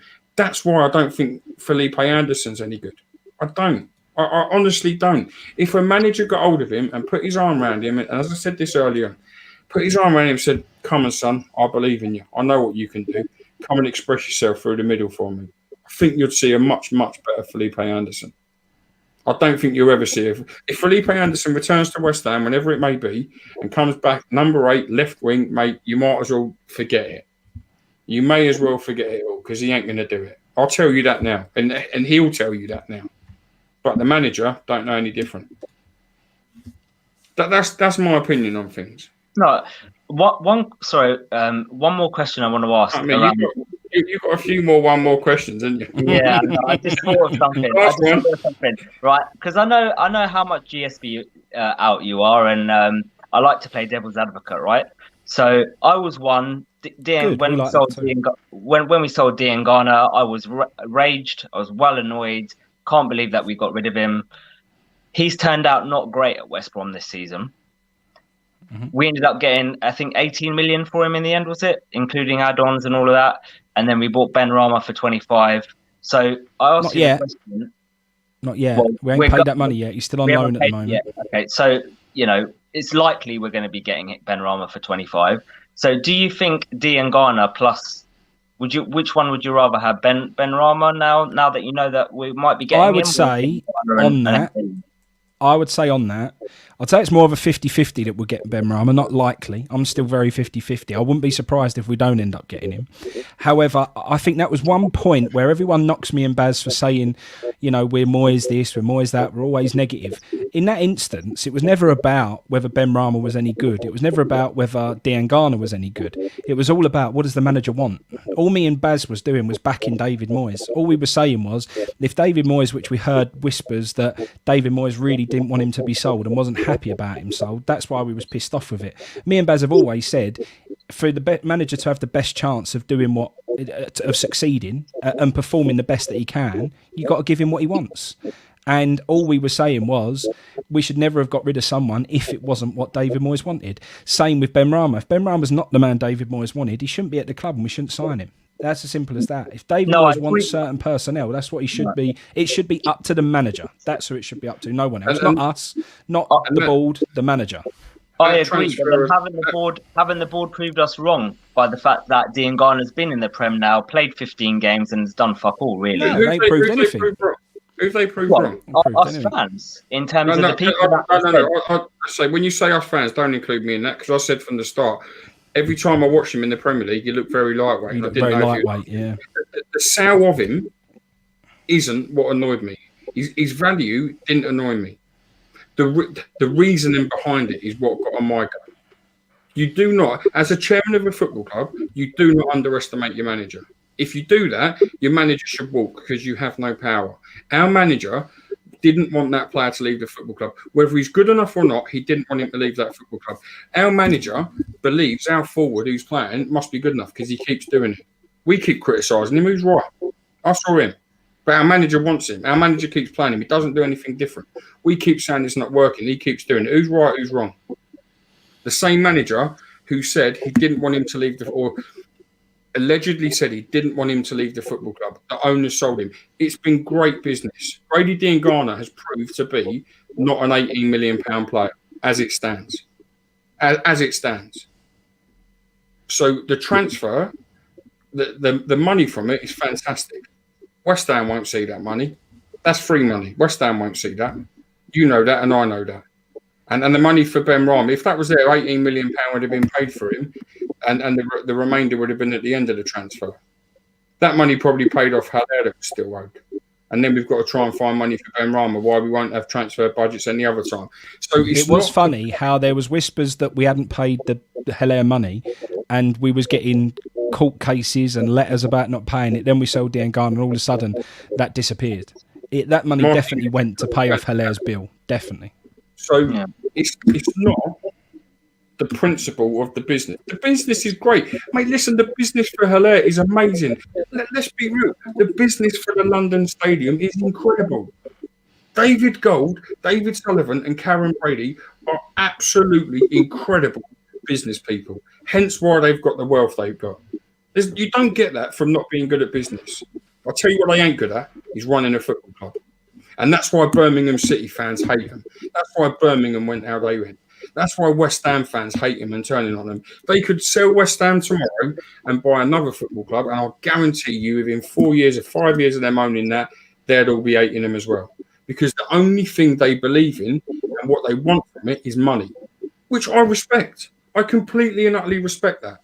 But earn your money and let your manager do his job and let your coaches do their job and let your players do their job. Don't get involved. Don't ask your sons who you think the club should buy. What do you think of this player? Robert Snodgrass didn't rate him anyway. Send him out on loan. Oh, can you come back now, please? After all the reports and the chairmans are tweeting it. Mate, that is a joke. That's a Premier League football club. Robert Snodgrass even quoted the tweet, if you remember rightly, from David Gold regarding the report about Sullivan asking his boys about what he thought. That is a Premier League football club. Tell me one other you've ever seen that. No, it's wrong. I agree. I'm not. I agree. What they do as football club owners is horrific. What they do as business is fantastic. I can't knock that. I will never knock that. Mate, listen, I don't wish them bad.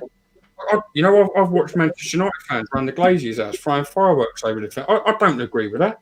I've seen people say if they won't come to the gates, take it to their house. I don't agree with that. That's my belief. I'm not saying it's wrong. That's my belief. I believe what they're doing for West Ham United Football Club is horrendous. And it's only getting worse. That's my opinion. I think they're out their depth. And I just believe that it will continue all the while they're at the club. Their manager they've got now goes hand in hand with them. He's a yes man. Mm-hmm. That's why they won't ever come. So Sam Allardyce, who's exactly the same as David Moyes, the way they play, do you think Sam Allardyce would have allowed them owners to have sold Grady Dean Garner? No. If you said I didn't want it, do you think he would have accepted it? No, I don't think so. Do you think he would have accepted the owners saying you can't have Josh King who you want to sign, you're going to have Ben Rama. Do you think you'd have accepted that? No, I don't think so. No. That's how weak our manager is. And that's how I look at things. Again, it doesn't make me right. It's just my opinion. But I look at the whole picture. It's not about saying it's how weak it is, or what do you do if they turn around. If your boss is saying this is the way, the only thing that you can do is say fuck off and leave. That's the only thing that you can do. And maybe he's not prepared to do that. Why would he do that? Well, exactly. But what else is he supposed to do then? He couldn't get another job in world football, so he ain't going to walk away from this one. But that's my point, though, isn't it, Baz? You're saying that it means that he's weak. The fact that he's. Do you want to accept that as a West Ham fan? Yeah, the thing is, mate. No, I can tell you. I can tell you what you're supposed to do. As someone who's worked in big corporations with management above, but now be in a position where I run my own company and so on. At the end of the day, you've never got any problem with someone walking into you and saying, "Look, I really believe firmly that this is what I need. This is what needs to happen. For me to achieve my goals, this is what I need. I don't think you should do this." You dig your heels in. You say to them, "Look, this is how it really needs to be." And say, "Look, let me fall on my own sword." At the end of the day, you pay me a lot of money to do the job that I do. To do it properly, I need X, Y, Z. Whether it be Josh King, whether it be Grady Diangana, it don't matter what it is, one person. And then you say to them, if it don't work out, then that's on my head, and then that's fine. Then they can sack him if they want to sack him. But he should be strong enough. I think the proof is... How do you know that conversation hasn't happened, though? Maybe it did. Maybe it did. But I think there's too many things like niggles with this Ben Rama being left out the side, with all these little things that we see. The best thing about West Ham United is if those conversations happened, well, it's actually the best and worst thing. If those conversations happen, you'd hear about it because we leak everything anyway. If it's in the board's agenda and in their best interest, they'll leak it to you. Don't worry about that. So, that's whether it's rightly or wrongly. Well, for me, it's totally wrong that happens. But we do leak everything out of this football club. So whatever goes on, you normally hear about it, to be quite honest. So not only that, but me and Baz have had conversations in the past with certain people, and the general opinion of him is that he isn't strong enough as a manager, and he hasn't got any modern ideas, and that's the problem, and that's come from people very close to the club and people that are within the club. So it's I don't know, mate. It's one of them things. At the end of the day, we're still sitting in mid-table. It's a nice place to be. It's better than usual, but I still think for me, I've supported this club for a long time. I've spent a lot of hours and a lot of money travelling across the country, going up and down, going to absolutely dumps of places, spending every penny that I earn on following West Ham United. I've spent a fortune on West Ham United. If I could have every penny that I've spent on West Ham United back now, I'd be quite a well-off man. So we do that for a reason. And the reason why we do that is for one day to hopefully see us have a bit of success. And I'd love to see us just roll the dice with someone that we're trying to achieve something. That's all I want to see us do. Just try in my lifetime. I just want to see us try and do something. And you could turn around now and say, we've had a really good start to the season, so we're comfortable. There's no time better for us to go and try and have a good cup run. No time better. But from what we saw tonight, that we're still desperately trying to play for every single point we can in the Premier League, I don't see us putting everything into that cup run. I can see us throwing that cup run very, very early on. Maybe. Listen, I respect your opinions, I do. And I'm not telling you you're wrong and I'm right, because I think differently. I'm not saying that at all. You've got your opinion, I've got mine. We all have the right to have that. But thanks, words and pictures. I just honestly, my hand on my heart, they haven't got the best interest at heart for West Ham. They've got the best interest at heart for them. And again, I agree with you. I just think that there's sometimes that they are right on some things. I thought that we shouldn't have sold Diangana. I was well annoyed when we sold him. I thought was a really bad decision, and actually, it's worked out the right thing. So I've left to turn around and say, actually, I was wrong, and actually, them selling them was the right thing to do. And even if the main point of the sale of Grady Diangana, it's not whether it's the right or wrong thing. It might be the right thing player-wise. It's completely the wrong thing to undermine your manager. But again, we don't know that Moyes. I haven't heard Moyes come out and say that, has he? You're quite right. You are quite right. Yeah, and all right, I'll give you that. No one has ever seen a video of David Moyes actually sitting there in a conference saying, "I didn't want to sell him. They sold him without me wanting him to go." You're quite right. I've never seen another transfer at West Ham where our club captain has put out what he put out.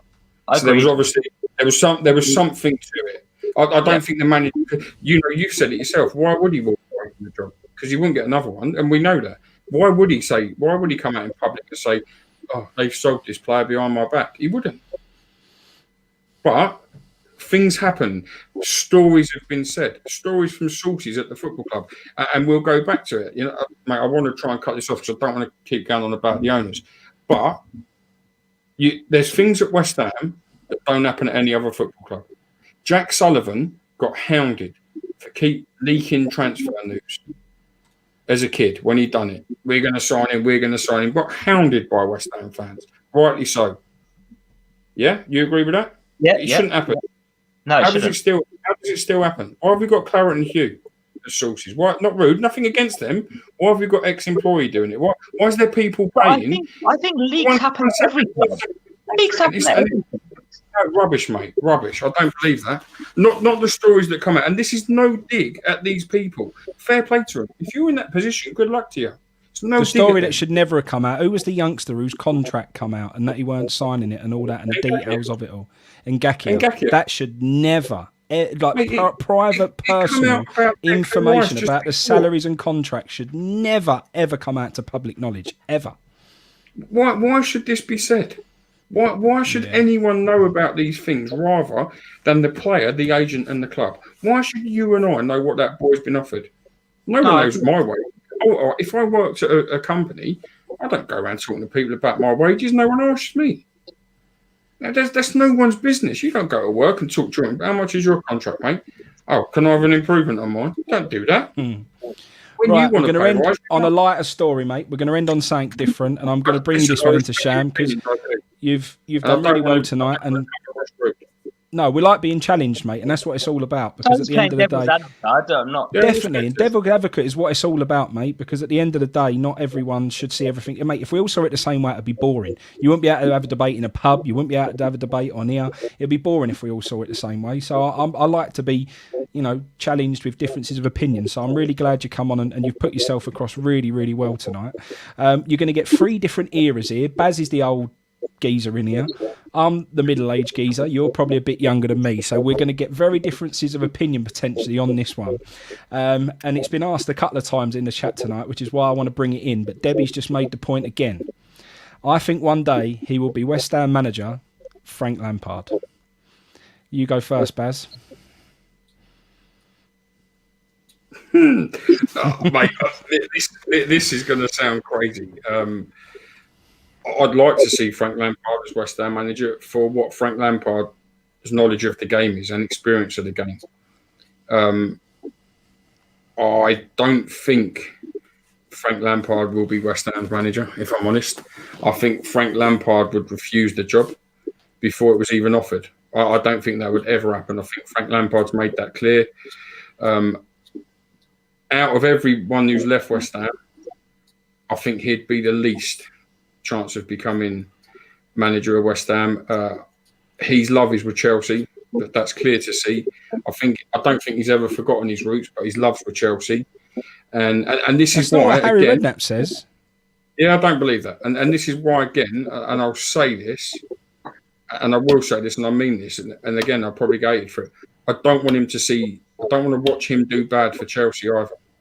The rapport he's got with Chelsea fans, I don't want to see ruined because of him becoming a bad manager. He left that club an absolute legend through his playing career. And that's still a boy who come out of West Ham's academy, and he won everything in the game. That I can't ever forget. Apart from obviously with England.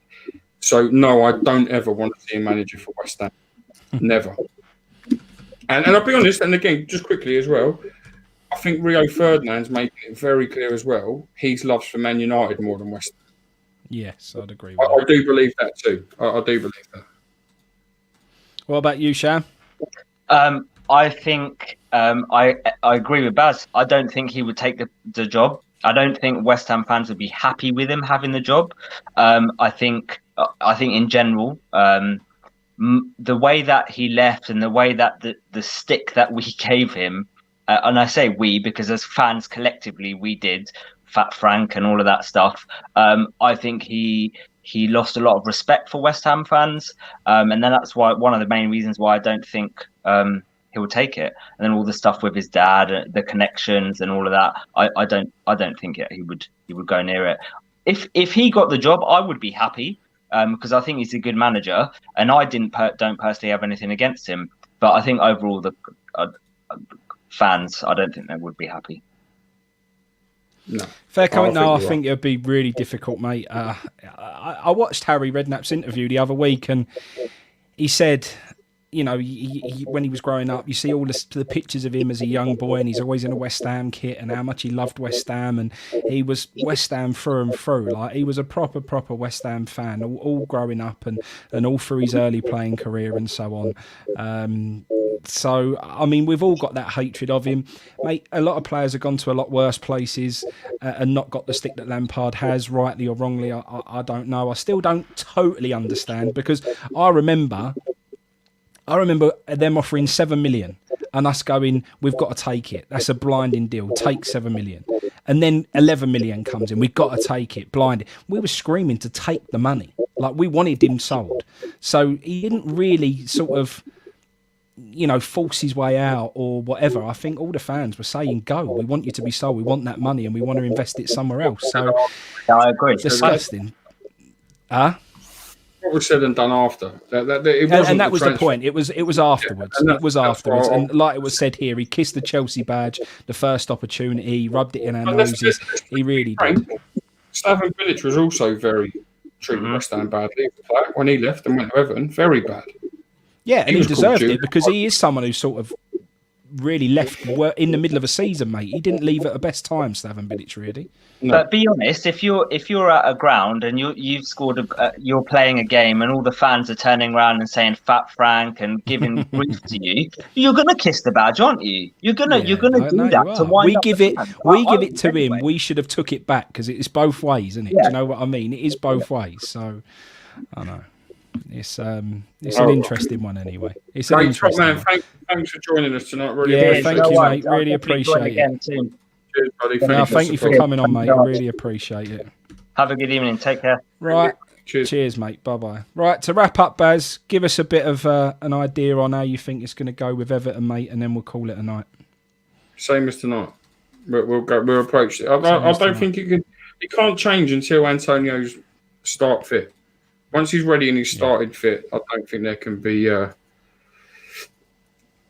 don't think there'll be any change. I don't think the manager can be that expressive. Can I come on after the Burnley game, Morgan? Burnley, absolutely, mate. Anytime, yeah, no problem at all. Everton or Burnley? Everton's next. It's going across the bottom of the screen there. You can join any show. All you literally got to do is just email claretonbarmytv@gmail.com and we send you a link and you can jump straight in, mate. And that goes for anyone. Anyone who wants to come on here is let's welcome. Take someone for 5 minutes, but no longer than that, because I want to be gone in 2 hours. If anyone wants to come on, you've got 5 minutes. But yeah, what was I saying? I think it'll be the same, mate. I think it will be exactly the same setup, and I think Everton could.